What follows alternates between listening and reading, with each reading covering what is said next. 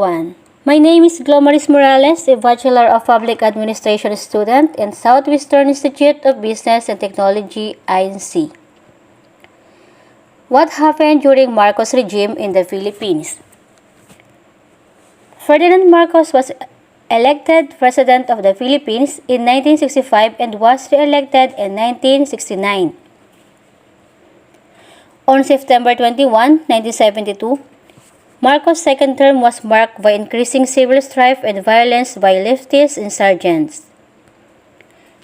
In 1972, following a series of bombings in Manila, he warned of an imminent communist takeover and declared martial law. My countrymen, as of the 21st of this month, I signed Proclamation number 1081, placing the entire Philippines under martial law. This proclamation was to be implemented upon my clearance, and clearance was granted at 9 o'clock in the evening of the 22nd, last night. I have proclaimed martial law in accordance with the powers vested in the President by the Constitution of the Philippines. The proclamation of martial law is not a military takeover. I, as your duly elected President of the Republic, use this power, which may be implemented by the military authorities, but still is a power embodied in the Constitution to protect the Republic of the Philippines and our democracy. A republican, a democratic form of government is not a helpless government. When it is imperiled by the danger of a violent overthrow, an insurrection, or a rebellion, it has inherent and built-in powers wisely provided for under the Constitution. Such a danger confronts the Republic of the Philippines.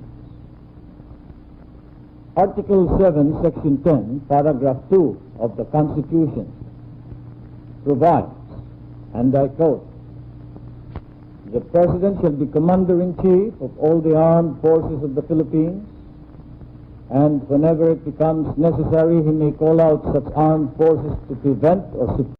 December 21, 1972, President Marcos issued Presidential Proclamation number 1081 placing the entire country under the martial law, but it was announced only 2 days later. In September 23, President Marcos announces over nationwide television early on this Saturday morning that he is declaring martial law, citing the attack on the Secretary Enrile the previous evening.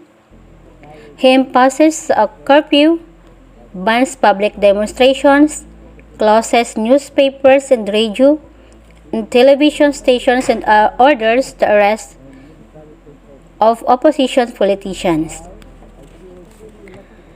Among those arrested and detained in the first day of martial law are Senators Benigno Aquino Jr., Jose Jocno, and Ramon Mitra. Publishers Joaquin Roses and Teodoro Locsin. Journalists Max Sullivan, Luis Beltran, and Amanda Doronila. And broadcaster Jose Mariviles. In January 17, 1981, Marcos left martial law but relinquishes few of his powers, retains powers to issue decrees and make arrests. And so as I now sign this proclamation in full view of our nation and the world at large, I am profoundly conscious of the tasks that remain, hoping that we shall not lose the momentum of our achievements so that those who shall come after us may carry the quest of a greater, a brighter world, a new society. I pray now, and I ask you to pray with me, as I prayed 8 years ago, that I am doing, that we are doing the right thing by our people. For the end of martial law does not mean the end of our efforts, of our needed reforms. of our struggles, of our sacrifices. The passing of the martial necessity does not carry with it the passing of all the burdens, especially the heavy ones. There will be more tests for our capacity, for our resiliency, our strength as a people. Together we must pass these tests, surmount all crises. And so, as I have said, I sign in your presence, proclaiming the termination of the state of martial law throughout the Philippines. I say, we have just begun. In August 23, 1983, exiled opposition politician Benigno Aquino returns home, only to be assassinated when he stepped off the aircraft in Manila Airport. The assassination sets off widespread demonstrations and growing disaffections for the Marcos government. In 1986, February 15, the Batas ng Pambansa proclaims Ferdinand Marcos the winner of the recently concluded snuff elections. February 16, Cory Aquino leads a rally called Tagumpay ng Bayan, or Victory of the People, at the Luneta Grandstand attended by over 2 million people.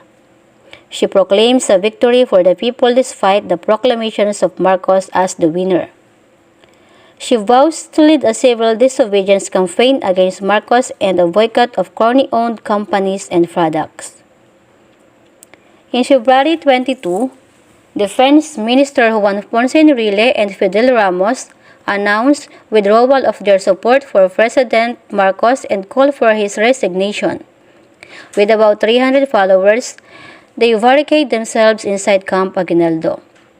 In February 23, crowds of opposition supporters gathered around Camps Aguinaldo and Crime along Epifanio de los Santos Avenue, or EDSA, and set up human barricades. By the afternoon, a large force of loyalist Marines and tanks are stopped a mile from their targets by hundreds of people forming a barricade, armed only with rosaries and prayers.